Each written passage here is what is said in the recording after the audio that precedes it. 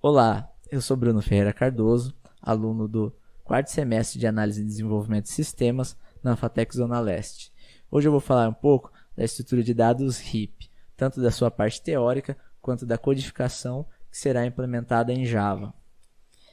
Eu acredito que este seja um assunto um tanto quanto interessante, pois já ouvimos em diversas disciplinas, se você é um graduando, falando de RIP, mas até então pouco se sabe de como essa estrutura funciona e como é seu corpo esquelético, vamos dizer assim, como que ela é em si. Eu espero que com esse vídeo eu possa sanar um pouco da curiosidade do pessoal e também ensinar aqueles que não saibam. Vamos lá, pessoal. O que é um RIP? Antes da gente entrar no mérito do que é um RIP, a gente precisa entender o que é uma estrutura de dados. Uma estrutura de dados é uma forma de organizar dados e até mesmo algoritmos de maneira coerente para a resolução de alguma tarefa. No nosso mundo de programação, a gente muitas vezes lida com fluxos grandes de dados e a gente precisa organizar eles de forma otimizada. Bem, o RIP ele é considerado uma fila de prioridade. O que é uma fila de prioridade? Você não tem lá a fila do banco, que tem idoso, gestante, que é uma fila prioritária? Então, ele funciona da mesma forma. Ele, a partir da prioridade de certos membros dessa fila, eles vão ser atendidos primeiro. E o RIP ele trabalha com dois tipos de prioridade diferentes, que é o RIP de máxima, conhecido como RIP de máxima, que é quanto maior o valor numérico de um elemento, maior a probabilidade dele. E o RIP de mínimo, que é quanto menor o valor numérico de um elemento, maior a prioridade dele. Aí vem a seguinte questão: por que a gente usa um RIP em vez de uma fila normal para fazer uma fila de prioridade?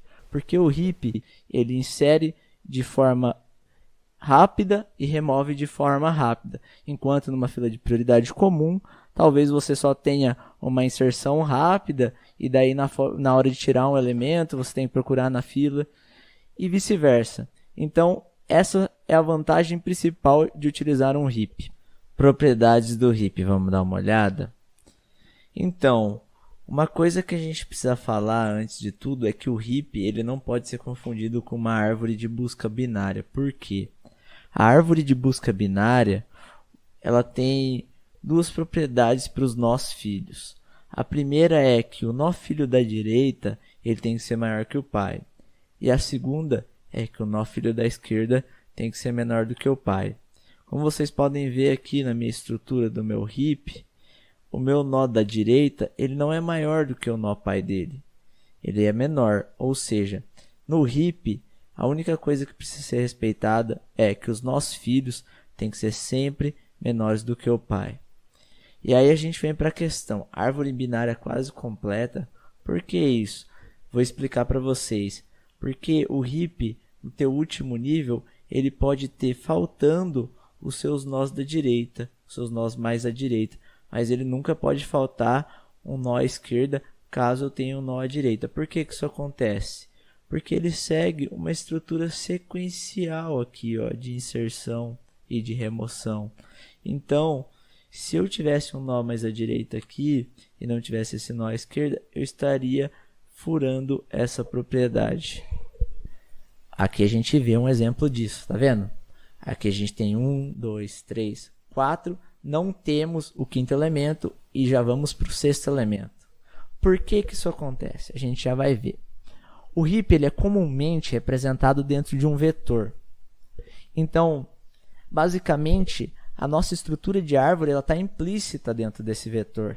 Como a gente pode ver aqui, a gente tem o nosso nó raiz, né? Geralmente o nó que está mais ao topo tem esse nome de nó raiz e os nós mais abaixo têm o nome de nó folha porque eles não têm filhos. Então, se a gente pegar aqui o nosso nó raiz, ele tem os seus filhos 2 e 3 e aqui no nosso vetor isso está implícito também. Não dá para entender tão bem aqui, mas na próxima imagem já vai ficar coerente o porquê disso. Se a gente olhar para a nossa hierarquia entre os nós, o nosso nó pai ele é representado por K. E o nosso nó filho, os nossos nó filhos, aliás, são representados por K vezes 2 e K vezes 2 mais 1, sendo K vezes 2 o filho esquerdo e K vezes 2 mais 1 o filho direito. Nossa, que complexo isso aqui. Não, gente, não é complexo. Isso aqui é continha básica, vocês já vão entender. K representa o índice do vetor aqui. Então, o que a gente vai fazer? O nosso nó pai, ele vai estar na primeira posição do vetor, ou seja, ele representa 1. Então, ele tem um filho esquerdo que é K vezes 2, que é 1 vezes 2, posição 2. E o filho direito, que é K vezes 2 mais 1, que é 1 vezes 2, que dá 2, mais 1, 3, que é a posição 3. E agora, e se o nosso 7, já que ele tem 2 nós filhos, ele pode ser considerado um pai para esses filhos também. Então, vamos lá. Se o nosso nó 7 aqui for representado como pai, o que a gente vai ter? A gente vai ter ele na posição 2.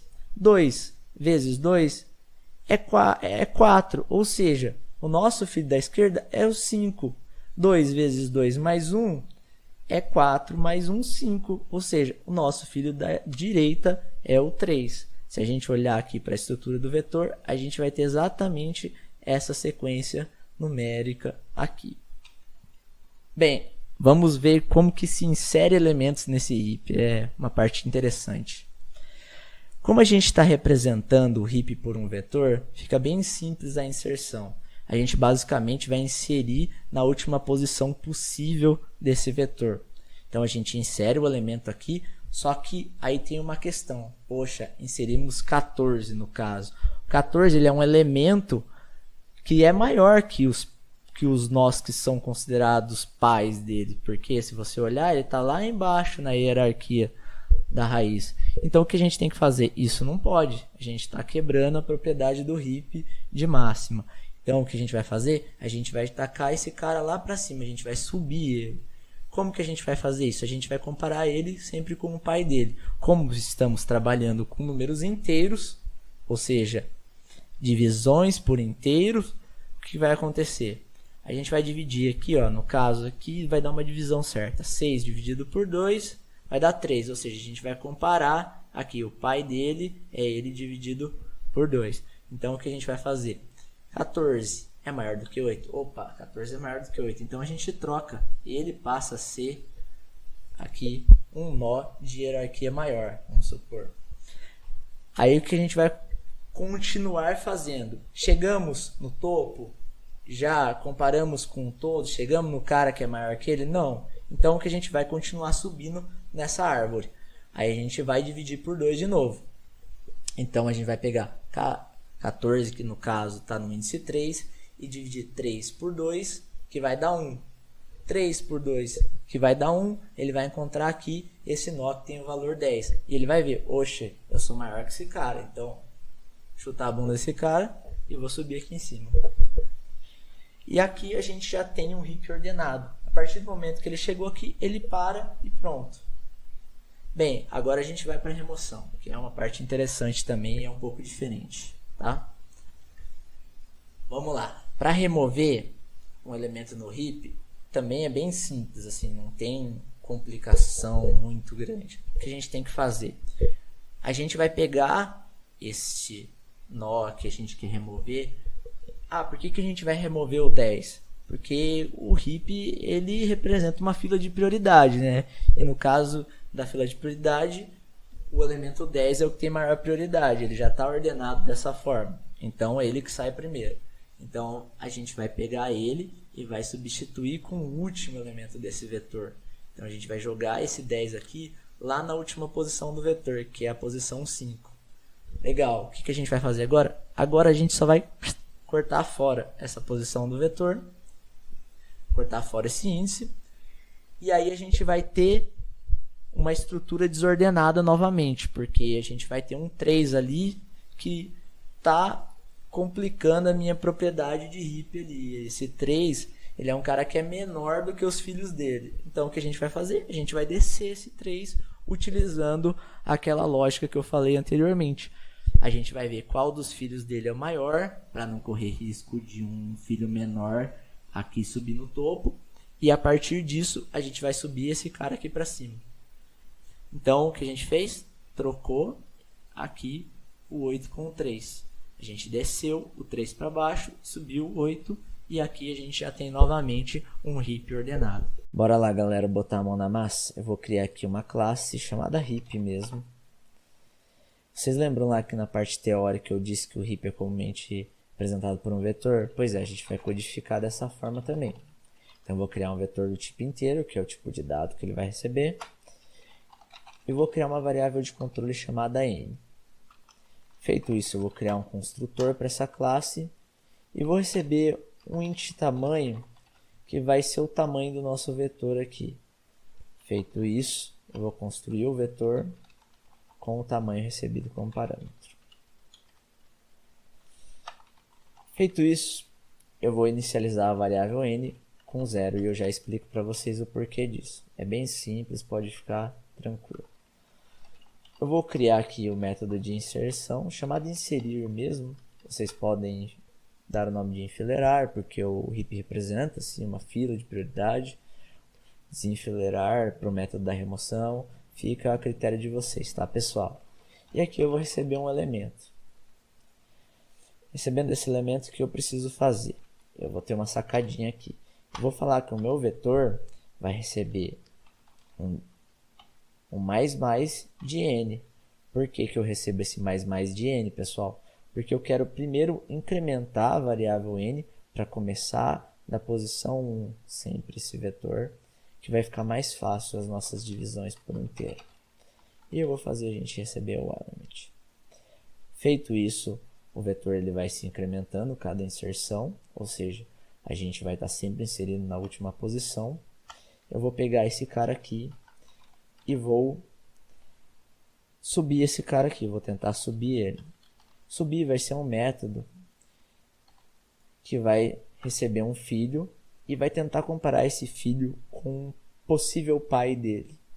Se ele tiver um pai, ele vai ver se ele é maior que o pai, e se for maior, ele troca, respeitando então a propriedade de fila de prioridade e de heap de máxima, né, pessoal?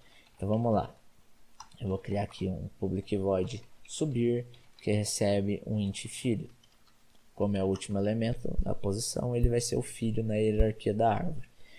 E aí eu preciso descobrir quem é o pai desse cara. Então eu vou pegar pai igual a filho multiplicado, aliás, dividido por 2.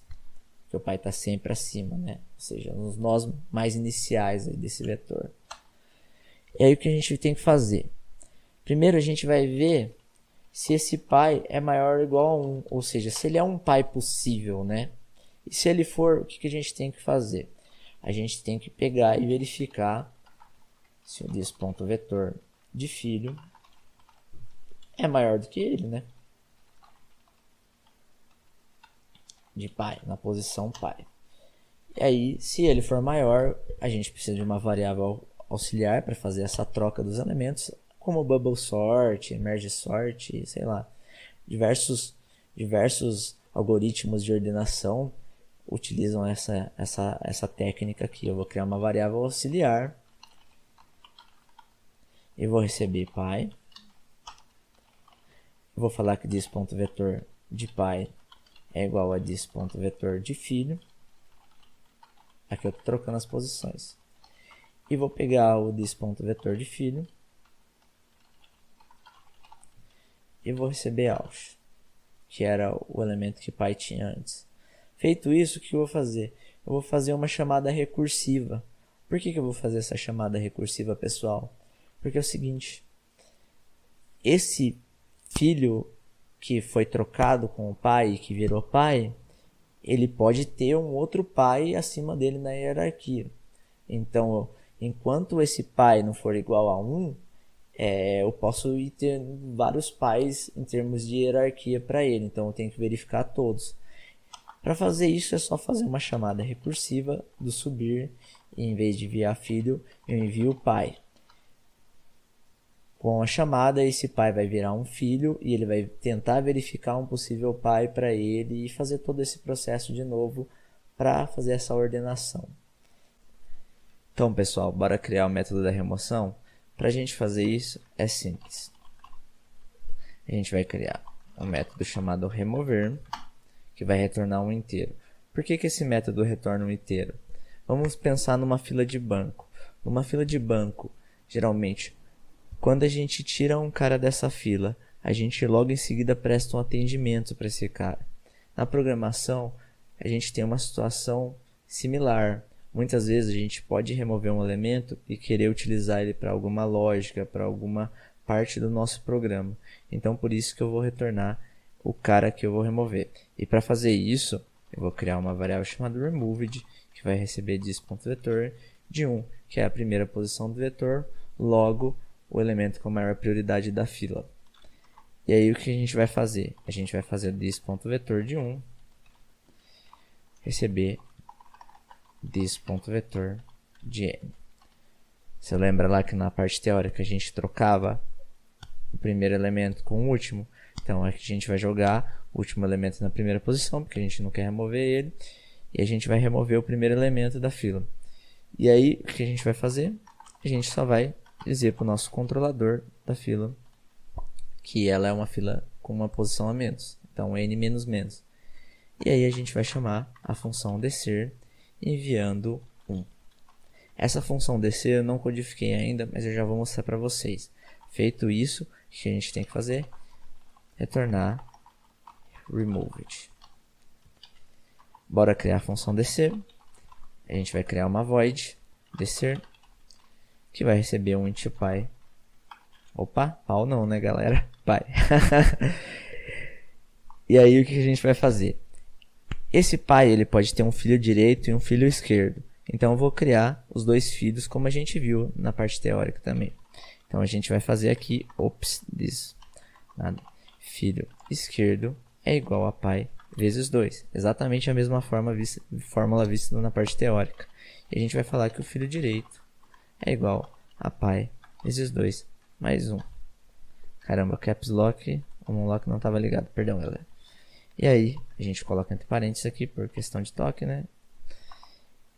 E aí, o que eu posso fazer para controlar qual dos meus filhos que é maior? Eu estou tentando descer esse cara que eu acabei de trocar. Eu tenho que ver qual dos filhos que é maior para subir o cara certo, né? Senão eu vou quebrar a minha propriedade da fila de prioridade, que eu não posso ter filhos maiores do que eu. Então, o que eu vou fazer? Eu vou criar uma variável chamada maior, que vai receber pi. No primeiro momento, a gente está pressupondo que o pi é o maior elemento dessa fila. Mas a gente sabe que não é, porque a gente trocou ele. E como que eu vou fazer para verificar isso? Eu vou ter que verificar em duas etapas, o filho esquerdo, depois o filho direito. Para fazer isso, a gente vai criar um if filho esquerdo for menor ou igual a n, ou seja, ele não está furando a última posição do meu vetor, ou seja, ele não está extrapolando o vetor, e this.vetor de filho esquerdo for maior que this.vetor de maior, ou seja, maior no início é o pi. Então aqui na primeira passagem ele vai perguntar basicamente se o filho esquerdo é maior do que o pi, né? E aí se ele for, o que a gente vai fazer? A gente vai falar que maior recebe o filho esquerdo. Feito isso, a gente tem que fazer o mesmo para o elemento de baixo. Se filho direito for menor ou igual a n e this.vetor de filho direito for maior que this.vetor de maior, o que ele vai fazer? Ele vai falar que maior é o filho direito. Mesmo que o filho esquerdo tenha sido maior do que esse pi, ele vai verificar se o direito não era maior que ele. Então ele vai fazer a troca relacionada com o maior dos filhos. E aí, o que a gente vai fazer? Feito isso, a gente verifica só se o maior é diferente de pi. Ou seja, se o pi foi trocado, o maior é diferente que o pi. Ou seja, tem que ter uma troca desses filhos para a gente respeitar as nossas propriedades do heap. Então, para trocar é simples, é só fazer igual no cima. Só tem um detalhezinho aqui. A gente, em vez de trocar o pi com um dos filhos, a gente vai trocar o pi com o maior deles. No caso, o filho já foi trocado. Se ele entrar aqui, então a gente vai falar que o pi recebe this.vetor de maior. Só reforçando vocês, se ele entrar nesse if, quer dizer que o pi foi trocado, ou seja, o maior é um dos filhos. E aí, o que a gente vai fazer? vetor de maior recebe auxiliar. Feito isso, a gente vai chamar essa função de forma recursiva, enviando o maior como parâmetro. Maior é só a posição do meu vetor, né? Basicamente, que estava o meu filho que foi maior e foi trocado esse elemento, e aí agora a gente precisa verificar os filhos de baixos, se eles existirem. Bem, pessoal, basicamente isso, a codificação do heap. Não tem assim mais nada assim de especial. Eu convido vocês para fazer um teste de mesa aí, é bem interessante. Espero que vocês tenham gostado.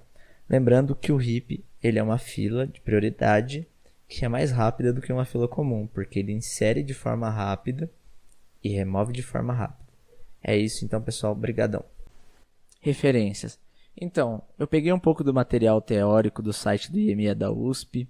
Lá tem bastante coisa sobre estrutura de dados, não só sobre heap, mas tem sobre árvores, sobre grafos, o que você quiser com relação à estrutura de dados você vai encontrar lá. E também peguei da disciplina que eu cursei semestre passado de estrutura de dados, que foi ministrada pelo meu professor Eduardo Takeo Ueda. E muito obrigado a todos.